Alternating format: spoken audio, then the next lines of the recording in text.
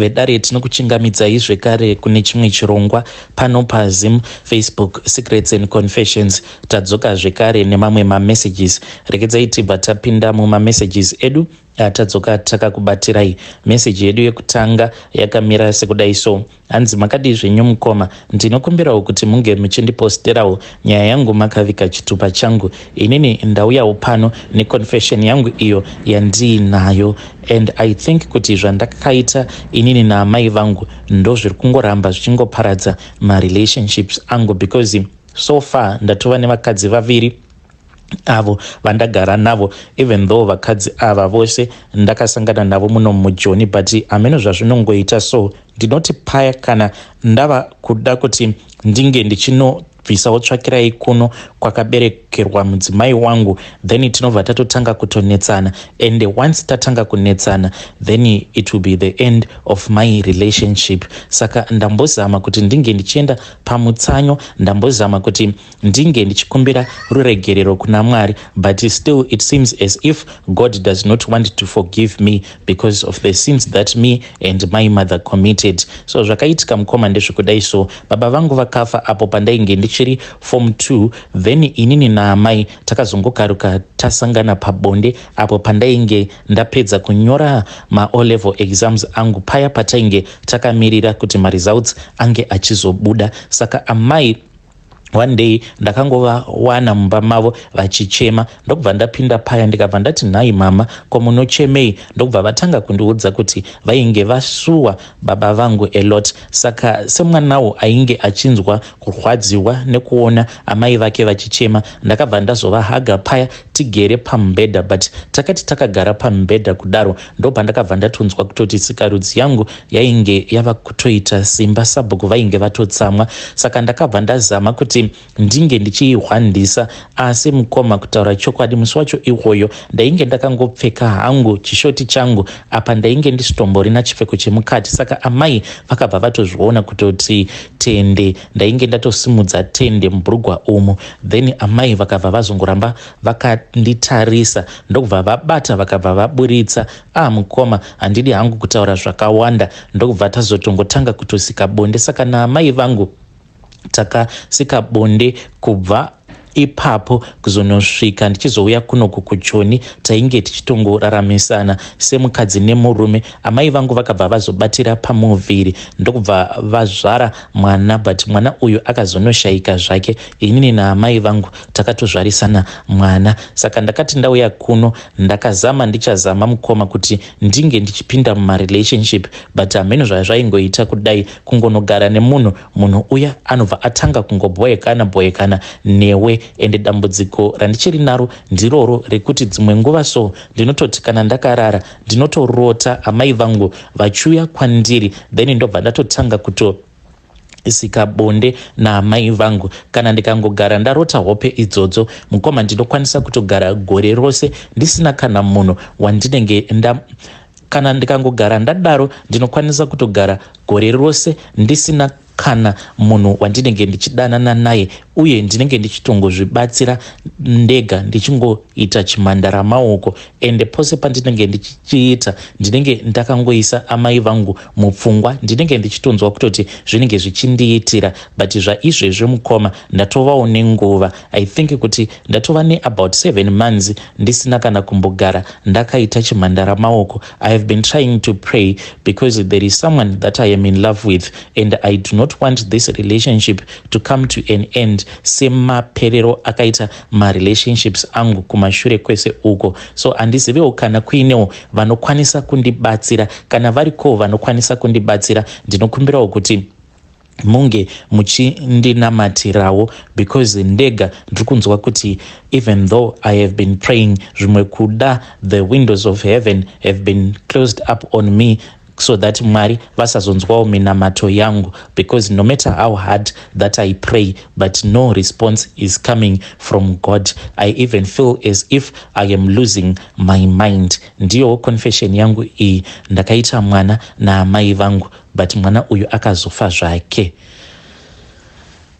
Vedare ndo message iyo yandakatumidzirwa ichibva kune mwanakomana uyu. Yo zvazvakangoma naimi, yo makuna chaiwo, amai nemwana kurara vose kuzonosvika vachizonoitisana nhumbu, mwana iyeye ndokubva azoshayika. Tell me what you think in the comment section. Regedzai tibva taenda panyedu inotevera. Nyedu inotevera yakamira sekudai so. Hanzi makadi zvenyu mukoma, ndinokumbirawo kuti munge muchindiposterawo nyaya yangu makavika chitupa changu iyi yekuti unenge waroorwa nemunhu anenge asina chaanenge ainacho, wobva watongomujaja, wobva watozviudza kutoti munhu uyu is not going anywhere with his life. Hey, you never know. And inini I think I am the perfect example yekuti usafa wakashora munhu, as long as munhu achiri nemweya wake wekufema unobva kuna Mwari, anything can happen in his or in her life. Zvakaitika kwandiri mukoma ndezvekudai so. Ndakaroorwa nemukomana wangu, regai ndingoti ndakatiziswa nemukomana wangu. Iye ainge achishanda ari Spanera Boy, saka paainge achishanda ari Spanera Boy kudaro pandakadanana naye, it was because of aipota achindipawo zvimari, because vaipotawo vachiita zvimadhiri murungu kwavo paanenge asipo, saka aikwanisa kundipawo mari each and every day. Ndaiti paya pandinenge ndoenda kuchikoro kana kuri kunzi musi wacho iwoyo patinenge tichipinda masikati, ndaipfuura nekugaraji kwavo, ndobva ndatopiwa kamari kangu bo, ndobva ndatoenda kuchikoro. Kana vanhu kuchikoro vaitozviziva kuti ndaisafamba netsoka se zvaiita vamwe vana, uchifamba netsoka uchienda kuchikoro. Ndaienda kuchikoro nekombi uye ndaidzoka nekombi. Then pa lunch paya ndainyatsokutotengawo kachikafu kangu kanenge katori bobo. Saka akagara atongondijaidza kuti munhu wako unofanira kungogara uchingomupa mari. Sezvo ndakatanga kudanana naye pandainge ndichiri grade 7, then ndichizonoti form 1 ndopa ainge onyatsokundipa mari, neniwo ndainge ndoziva kuti chii chinonzi mari. Saka the more that I got mature, the more money that I wanted. Zvekuti iye zvakazosvikawo pakumuremera, but still aingoramba achingondinyengerera. Saka even though kumaside ndainge ndiine maboyfriends angu awo andainge ndiinawo, even mashuga daddies, but ndaingoramba ndichingodanana naye because ndainge ndaudzwa nefriend yangu kuti usamuramba, chingoziva kuti une munhu wako 1 at least waunorara naye musingashandise dziviriro, then vamwe vose ava make sure kuti munongosangana pabonde muchishandisa protection. Ndikabva ndazodanana nabosi vacho. Ndakati ndadanana nabosi mukoma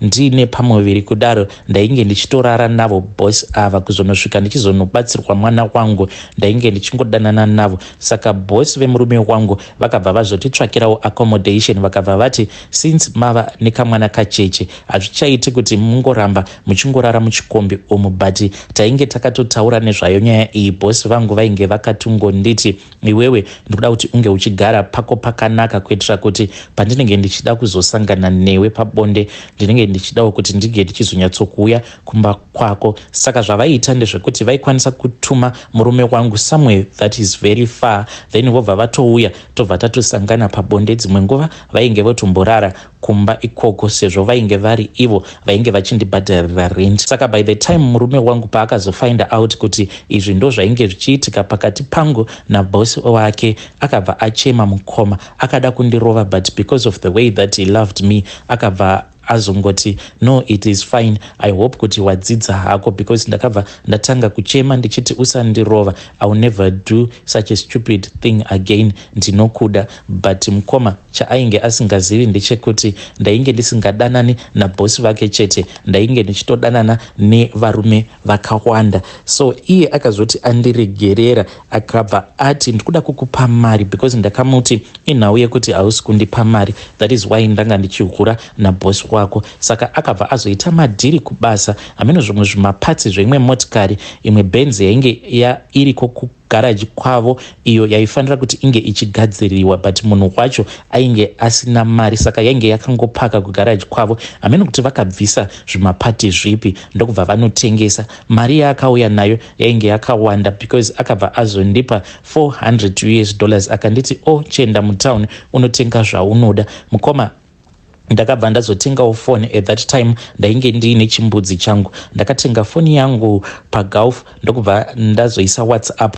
ndakangoti ndichingoti paWhatsApp, then imwe friend yangu ndokubva yatonditextera neWhatsApp ikanditi koma vapa WhatsApp vasikana? Ndikati yes ndavapo. Iye akabva azonditi ainge ari kuJoni, ndokuzoya kwandakazoita kunoku kuJoni. But chivi chandakaita mukoma ndechekuti ndakabva ndazotiza murume nemwana mukoma. Mushure mekunge ndarumura mwana wangu ndopa ndakabva ndangosiya mwana. Even right now mwana wangu kuti ndinge ndichimutarisa kudai, so I feel very guilty because zvandakaita musi wacho iwoyo ndainge ndatotaura nefriend yangu apa. Friend yangu ndainge ndakainyepera kuti ndainge ndisati ndava nemwana, ikabva yanditi iwe siyana nerombe rako because kana ukaramba ugere naye you are going to be poor for the rest of your life. Ndokuzoya kwandakazoita kunoku kuJoni. But mukoma ndakasiya mwana wangu, ndakangokumbirawo umwewo muvakidzani wangu ndozvataipota tichiita. Iye aiti kana aine kwaanenge achida kuenda aikwanisa kutoswera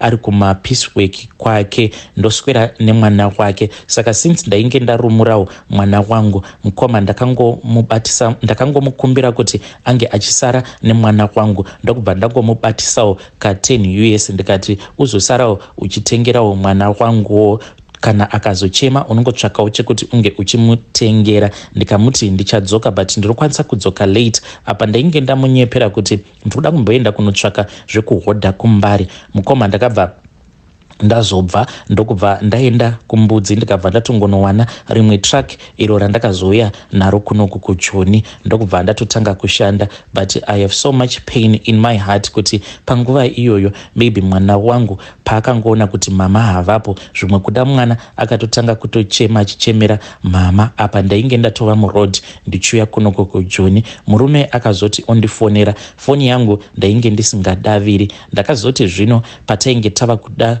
kunopinda muBaitbridge, murume ndo pandakabva ndazomuti ndakidnepewa, ndokubva ndadzima foni yangu. Apa ndainge ndichiitira kuti murume asambogara asuspecta kuti ndainge ndiri muroad kuuya kunoku kuJoni. Ndokubva ndazoti ndava kunoku kuJoni ndakabva ndachinja manumbers angu, but ndakabva ndataura namama vangu kumusha. Ndokubva ndanyepera mama ndikati munhu uyo anga achindihurira, saka ndatova kunoku kuJoni ndava kutoshanda. Munongoziva kuti vabereki vedu they are very supportive, especially kana ukati murume ari kundirova apa achindihurira plus ndatowana basa kunoku kuJoni. So mama pavakangonzwa kutoti ndainge ndatowana basa kuJoni ndava kutoshandawo mumba, vakabva vati wagona mwanangu than kungoramba ugere nerombe rako iroro. Ndakabva ndashanda the very first pay, ndikabva ndatumidzira mama mari yekuti vange vachienda kunotora mwana. Mama vakabva vakwira bhazi avo kuHarare vakabva vanotora chizukuru chavo. But I still feel very guilty neizvi zvandakaita kutiza murume nemwana. Fast forward mukoma ndakabva ndazotumidzirwa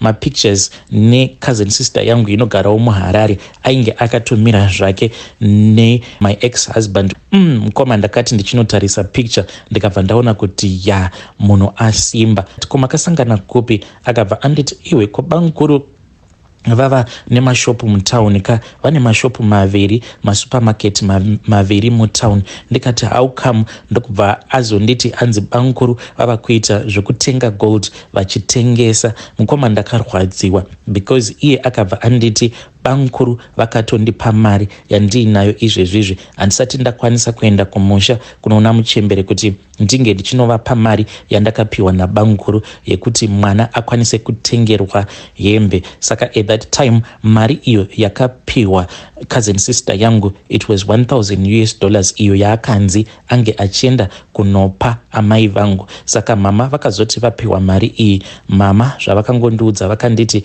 iwe dzoka uende kumurume kwako, sezvo iwewe uriwe chete wakamuzvarira mwana mukomana, dai waita zvinhu zvako zvine hungwaru wokumbira ruregerero kuitira kuti mwana wako uyu mukomana ange achizoiswa pasenda pemabusinesses ababa vake. Ndinotya uye ndinomunyara nekuda kweizvo zvandakamuita. Ndinokumbirawo maadvices enyu, ndodzokera here? Ndonomukumbira ruregerero here for the sake of our son?